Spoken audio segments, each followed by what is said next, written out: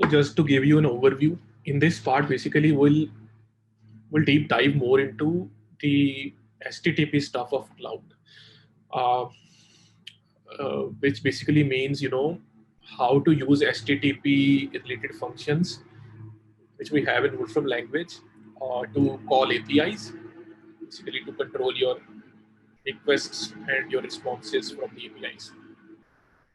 So just to give you an idea, we now know about how to deploy stuff to the cloud, copy stuff to and from the cloud, and evaluating your APIs. So we'll a little bit focus more on the API stuff here, right? Let's see. So here we're just basically discussing what are the various ways to get information into the cloud. So cloud put, cloud export, cloud deploy. You can use to add something onto the cloud, deploy something onto cloud. Then using API function, form function, we can also um, use user inputs which are added to the cloud, and then basically the using that user inputs, your API function can process that using the core logic. Then there are functions various functions which we can use to get information out of the cloud. We have seen that examples here using copy file, cloud get, cloud import, and then using cloud export, you can also read images in a certain format. And then you can use URL execute and URL read to evaluate your APIs and basically delete functions and form functions. And then we have the notebooks where you can read stuff to get information out of the cloud. Okay. Right. So HTTP requests. We'll spend some time on HTTP request and response and see basically how you can avail the existing functionality in Wolfram language to create more sophisticated APIs, basically, not just you remember last time, the last part we have seen URL execute. Basically we are using URL execute to evaluate that API, but we can use more elaborate functions to control our requests, to read the APIs, or to evaluate something on it. So we'll see here how we do that. But before that, let's see, we'll just discuss briefly about the basic concepts of a request and response. So what is an HTTP request? Basically, it is a request which follows the HTTP protocol, and it has certain components to it. So basically, if you want to call something, or browse a URL, you use the HTTP protocol, right?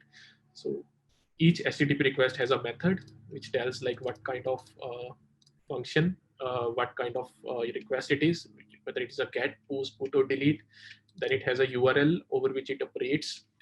Then there's a query string. So query string is basically the parameters which you can pass to query something, like some resource. And then finally we have headers and request body of the request. In the headers, you can basically mention the user agent, which tells the users about the user and browser, what type of browser it is. And the body is basically when you want to upload a file or something, you want to use a body to store to add the contents to it. Basically, the contents you want to upload to a cloud, you can use the file, you can use the request body to use. So yeah, this is something, the basic stuff related to HTTP request. Similar thing, like once you query something, let's say from a browser, you will get a response, right, in a web page, in the form of web page or something like that. So that is a response. That is an HTTP response. In cloud as well, we use HTTP request and response. So once you call your API, you basically sends an HTTP request, and in return, what you get is an HTTP response. We'll see a little bit, like in a short while, how to use those functions. But yeah, the HTTP response is contains a status code which tells whether the request has successfully completed or not. 200 basically is like, okay, the request is completed successfully, and then we have a 400 series which tells the reason of not completing a request basically. Then we have headers which tells like the content type of the request, and finally the body where which gives the response of what you are looking for, right? So just to quickly mention here, when we are using API function or form function using Wolfram language, you might have not seen the HTTP request, headers, body, and everything, right? Because everything has been handled in the background underneath by the internal function. So you won't see you see those things. Basically, what you see is basically the user code and the inputs. But we do have certain functions where if you want to see what kind of how the request is being sent and what parameters are being passed, like what is the response body and all that stuff, the content type, we have certain functions which you can use. Might that is just basically, that is just only if you want to go into more details. So we'll discuss those functions briefly next. Okay, let's see what we have in Wolfram language in terms of HTTP request and response. So remember that all these functions will be handy when you want to call your API in a certain way. Let's say you want to call your API by providing a specific content type. Then you might use HTTP request and response functions. Excuse me. So let's see first example here. So Wolfram language provides us a function called HTTPRequest, which basically takes a URL, which can be a cloud object also. So here, if you evaluate this, you will see a nice wrapper here, which says that it was a GET request and this is the URL, and there was no content type added. So this is just a simple way to create an HTTP request. So now let's see how to use that. Okay, so let's deploy a cloud object using cloud export. And let's deploy a JSON object. Basically, the expression is basically the list of random reals and we deploy it as a JSON format. And then in the second line, we'll read the cloud object using the URL read. So URL read basically is the another function which can be used to read APIs or any URL, any web URL. But here we are reading the cloud object from our cloud using the HTTP request. So let's see. So in return, you will see that it returns a response saying okay, and the status code is 200, and the content type is JSON. So this is basically your response, which is coming from the cloud related to your HTTP request. So now you might want to, this is okay, but you might want to dig deeper what is there inside that response. Then what you can do is you can actually check what is the response body. So you can just use the body parameter of this object which is returned, and it will give you the nice CSV which you have exported originally. So that is a way to basically read the response coming from the cloud. Now let's use the response request and response stuff on the API function. So this is the main idea. Basically, when you deploy an application, you most likely will use the HTTP request and response on API functions. So for example, here we create a new API function, new API called it's a unnamed object, and what it does is it takes an input X. By default, the X is a string unless you specify. So it takes a string, it calculates its length. That's what it does. And then you deploy it. And once you deploy it, you want to read it. And how you read it is you use HTTP request. The first is the URL of that API. And the second argument is the the parameters associated with that request. So for example, we want to pass a query, which is the input, as a string basically on which it wants to compute a length. And finally, what we are doing is we are examining the body of the response. So here you see it deployed an object, fetched the object using HTTP request, and then it returned the body, which is 5, which is the length of this string. So you can think of this as in a way a very, very basic application where you deploy your application as a cloud object, which calculates the length of the input string. So here the input is this, it calculates the length as 5. So this is a very minimal example of how you deploy your applications and how anybody can calls it. So in the Wolfram language, you can call, as we have seen, you can call this API as URL read, right?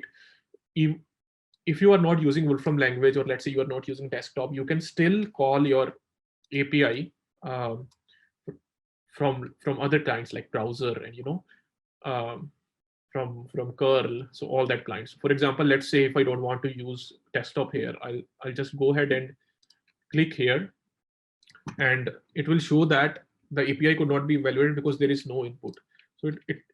So I'm trying to call that API from browser, and also it asked me to give an input, which is basically a string.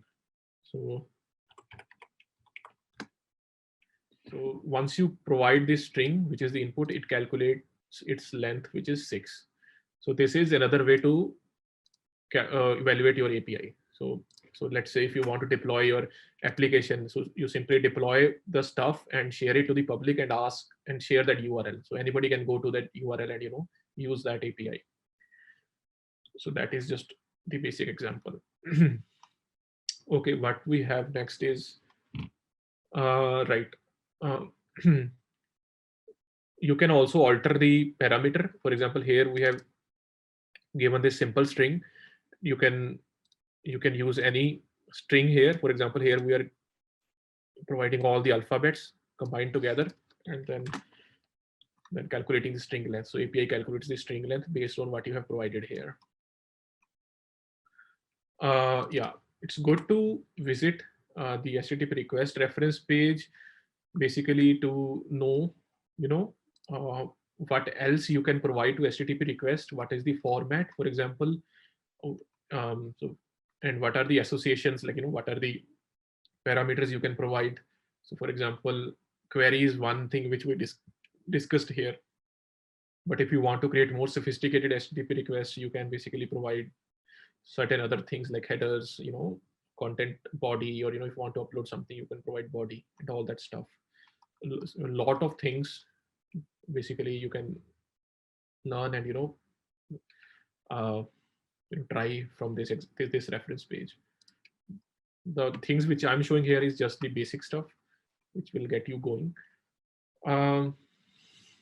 Okay, what next we have is, okay, we already have seen URL execute of using URL execute to call the APIs.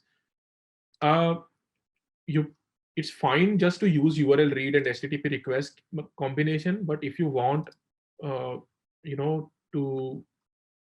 URL execute is another way where you can call your APIs. The only, I think,